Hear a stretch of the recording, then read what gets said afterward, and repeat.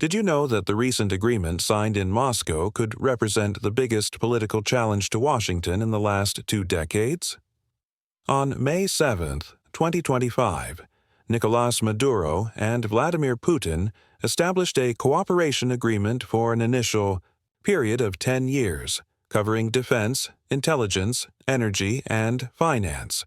What seemed like a simple diplomatic treaty has transformed into a strategy that deeply alarms the Pentagon. Currently, 3 U.S. amphibious ships are sailing toward the Caribbean, officially to combat drug trafficking. However, in Caracas, this is interpreted as a rehearsal for future ground operations, but this time, Venezuela is not acting alone. The agreement guarantees Russian technical, logistical, and military support, including the installation of systems, like GLONASS for communications and navigation, cooperation in arms control, and defense against the militarization of space. This is not just rhetoric, it is a geopolitical shield. While Washington deploys helicopters and Marines, Caracas activates the militia, calls up reservists, and mobilizes the population under the motto of defending sovereignty to the end. With Russian protection, every U.S. move involves a higher cost, and any mistake could trigger a large-scale international conflict. The message is clear. The United States can no longer treat Venezuela as an isolated actor. This pact connects Venezuela with a superpower ready to share risks and costs, and in a multipolar world, the signal resonates from the UN to energy markets. At stake is not only control of the Caribbean but the global geopolitical balance.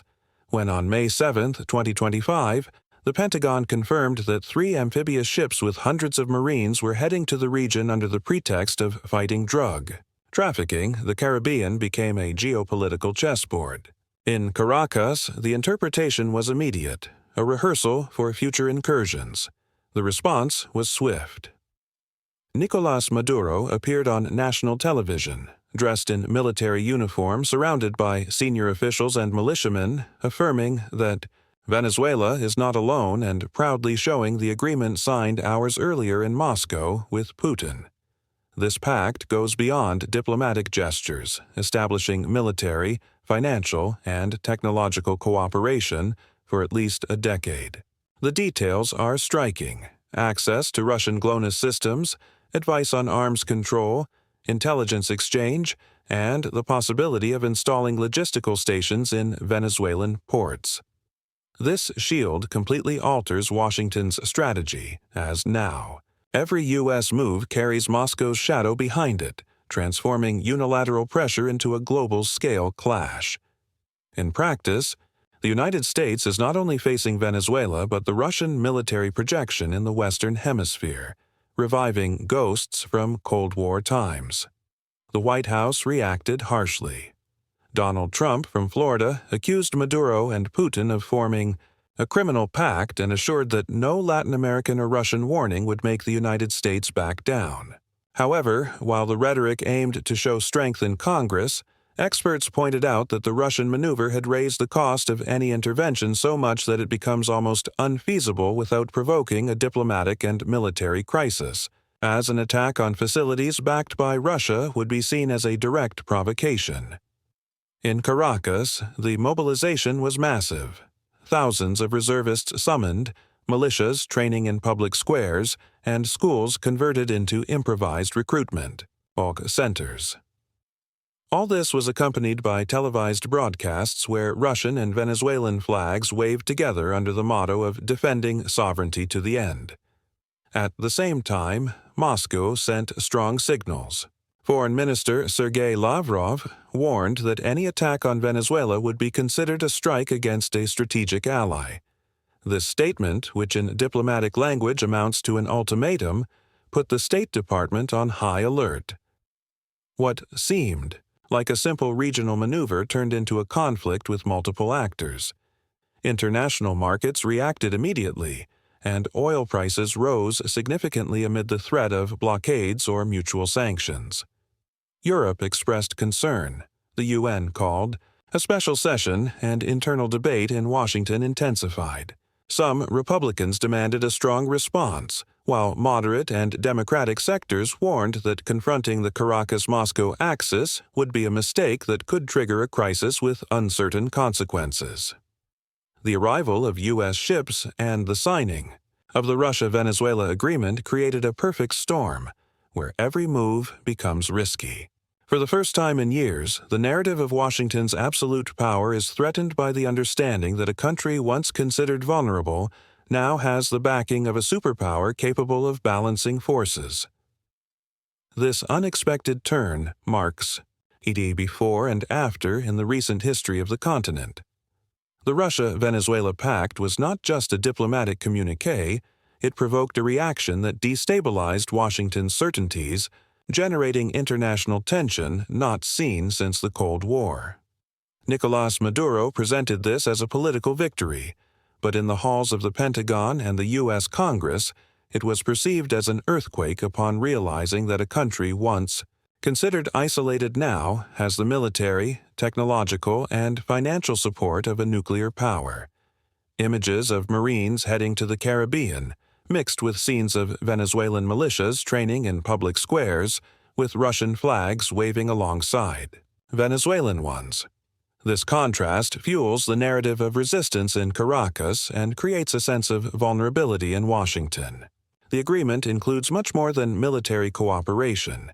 It provides access to Russian satellites, advice on air defense, intelligence exchange, and the possibility of establishing Russian logistical bases in key Caribbean ports.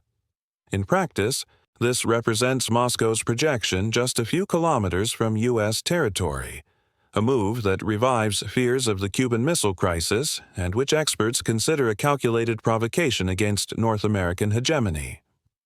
The White House responded with firm statements.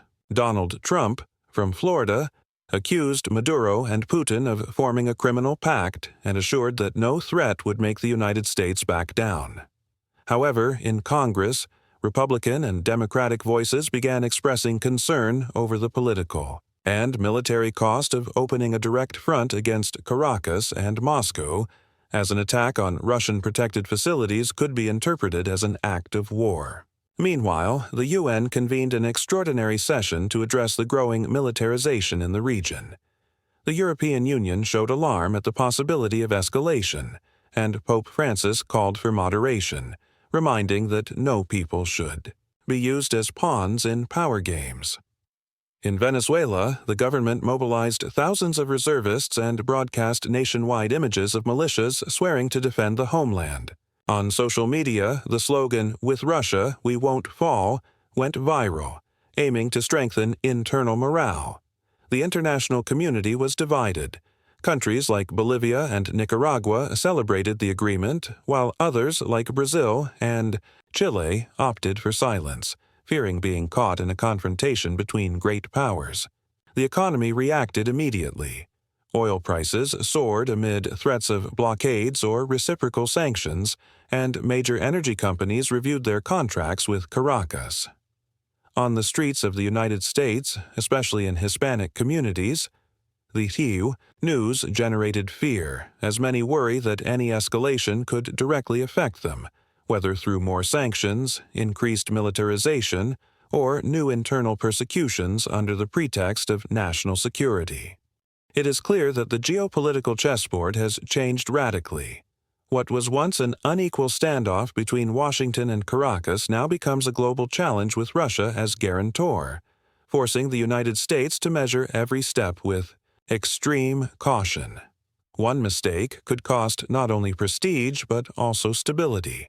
That sense of fragility that, for the first time, Washington must retreat makes this agreement a decisive moment for the region and the future of international relations. In the Western Hemisphere, moreover, Moscow quickly sent military and economic delegations to Caracas to cement what was agreed, showing Russian advisors inspecting key facilities, confirming that the pact goes beyond a mere symbolic declaration and is an active alliance with a real presence on the ground. Every visit and official statement increases Washington's impression that Maduro has achieved something unthinkable, transforming Venezuela into a stronghold that challenges U.S. hegemony in its sphere of influence. While U.S. diplomacy tries to respond with sanctions and pressure on allies, Caracas' isolation begins to break, as Venezuela is no longer alone, but accompanied by Russia and possibly other actors who see in this agreement a way to balance forces in a world moving toward a multipolar order. The Venezuelan population, divided by years of crisis, now perceives a narrative of pride and resistance.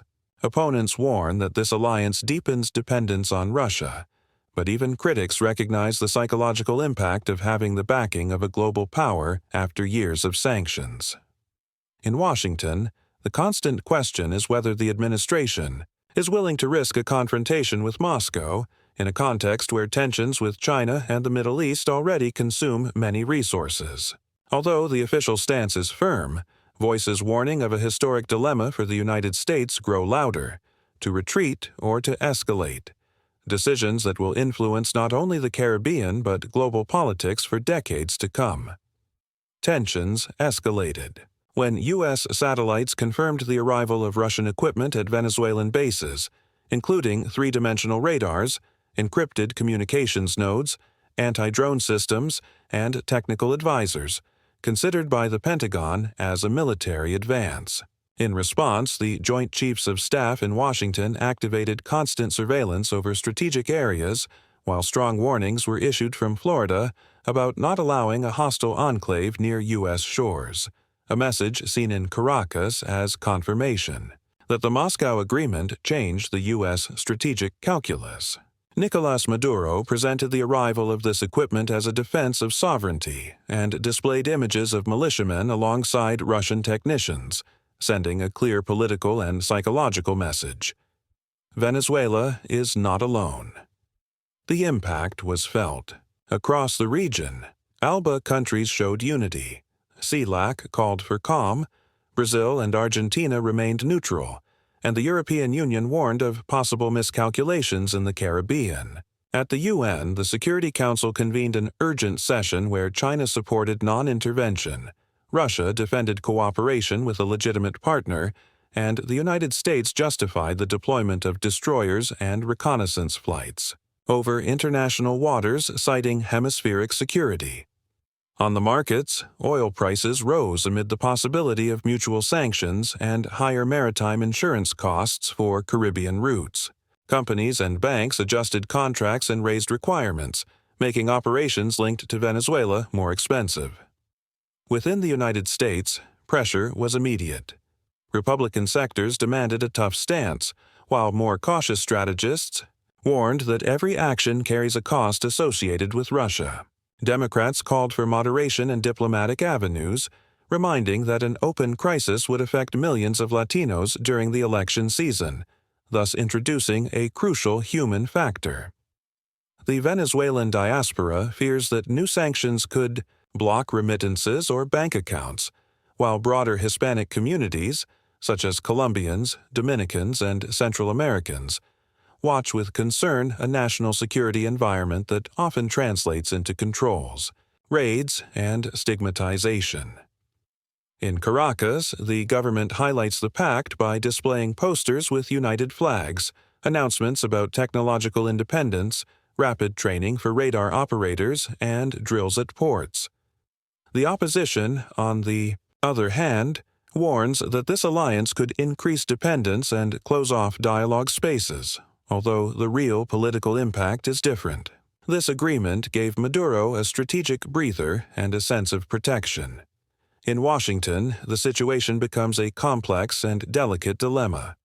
The debate is between intensifying with selective maritime blockades, indirect sanctions, or pressure on third parties, or partially stepping back to buy time.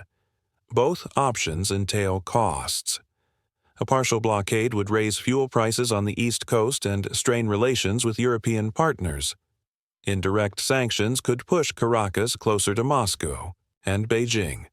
Stepping back without clear messaging would be seen by Trump's base as a sign of weakness. Thus, the scenario transforms into a kind of limited Cold War, with reconnaissance flights, military exercises, and opposing statements. What had been presented for years as a zone of peace in the Caribbean now appears as a high-risk corridor. Ions. Increased militarization or new internal persecutions under the pretext of national security.